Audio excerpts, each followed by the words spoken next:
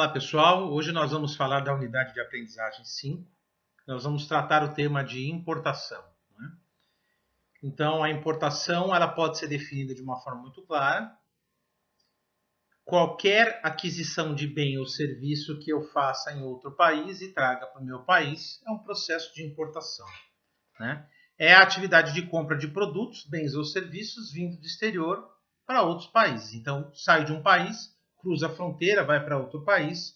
Isso é caracterizado como importação. O Brasil é um grande importador, nós temos um grande problema de não ter tecnologias tão avançadas, não investir tanto em inovação e equipamentos, então o Brasil acaba tendo que importar muito, parte de equipamentos, parte de tecnologia.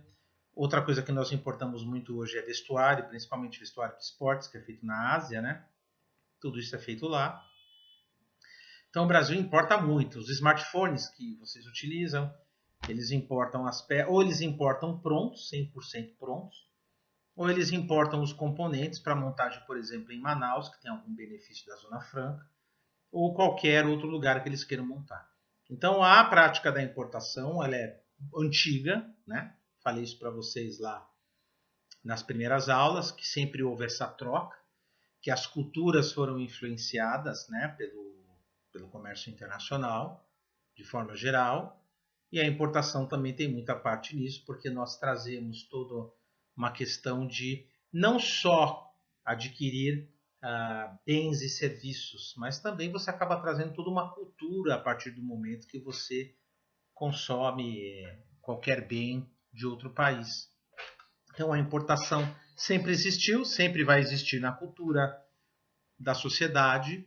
Ela é importante porque nenhum país é autossuficiente. E como é que você considera, legalmente falando, um processo de importação? A mercadoria ela só é considerada realmente importada quando ela chega aqui no Brasil, vamos falar de Brasil, em portos, aeroportos ou portos secos, enfim, ali na região aonde você, na região fiscal, que nós chamamos, cada estado é uma região fiscal, ali nas alfândegas, e passa pelo processo de despacho aduaneiro, tendo como parte final desse processo o desembaraço aduaneiro, que todo mundo ouviu falar. Então, o desembaraço aduaneiro, ele não é o processo do despacho aduaneiro por si só, ele é a parte final, né? Onde você já recolhe os tributos, onde efetivamente a mercadoria se torna desembaraçada para importação. Muito do que nós consumimos é importado, não é pouco não, a gente já falou isso bastante lá atrás. Muitos produtos, nós temos agora nessa situação de pandemia, a necessidade de importação de máscaras, necessidade de importação de luvas, a falta de material interno que nós tivemos. O governo teve que mandar já grandes aviões lá para a China para buscar material. Tudo isso é um processo de importação. Por que foi necessário isso? Porque a nossa aqui, indústria nacional, porque nós não estávamos com quantidades suficientes desse tipo de material para atender a demanda. Então a importação também trabalha dessa forma. Nem sempre para suprir aquilo que nós não temos por uma incapacidade técnica ou mesmo porque não houve incentivo nesse tipo de indústria. É porque não dá conta. O Brasil sempre, por exemplo, foi importador de petróleo. Hoje nem tanto.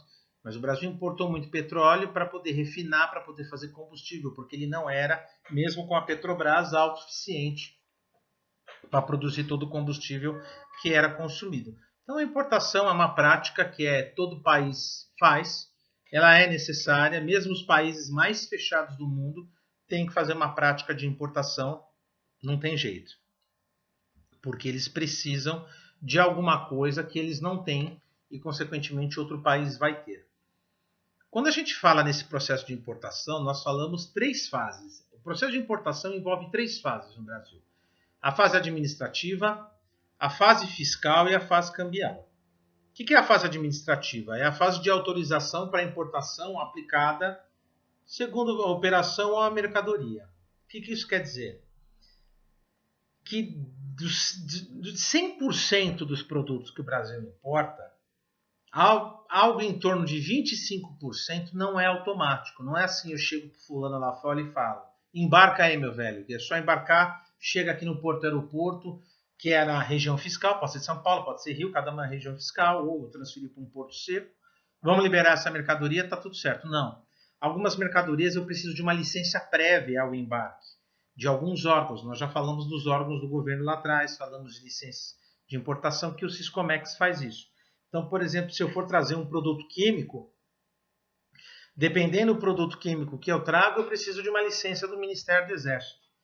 Produtos farmacêuticos, eu preciso de uma licença da Anvisa. Eu não posso sair fazendo a festa comprando produtos farmacêuticos lá fora, não. A Anvisa tem que aprovar se isso pode ou não.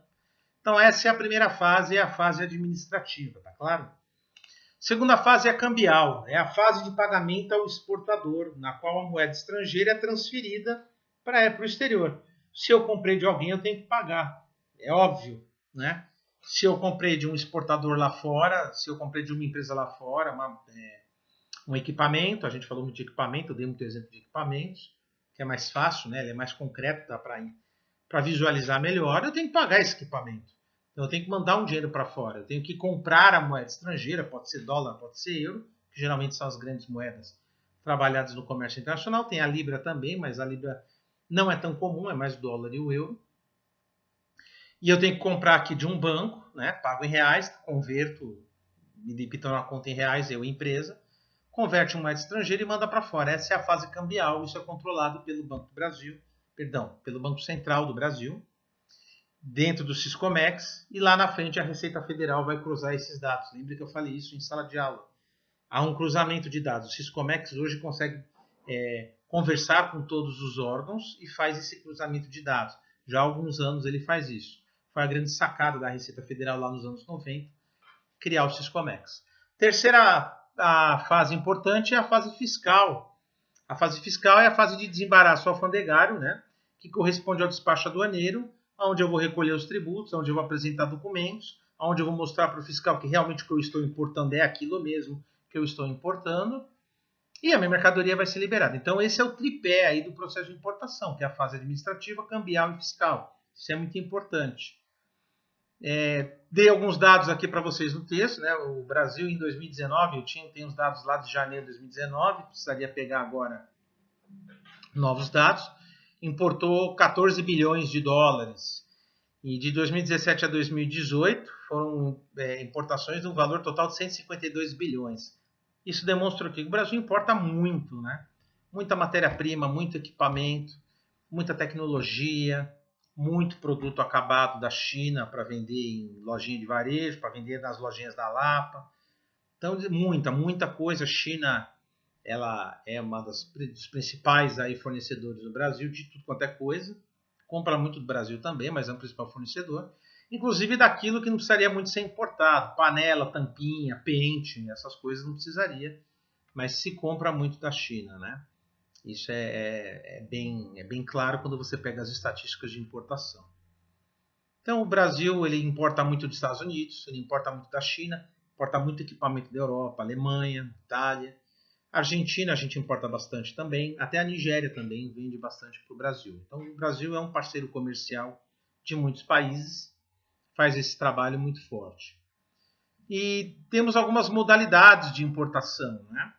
A primeira é a importação própria ou direta. O que é isso? Nessa operação de importação própria ou direta, o importador é o próprio consumidor final dos produtos.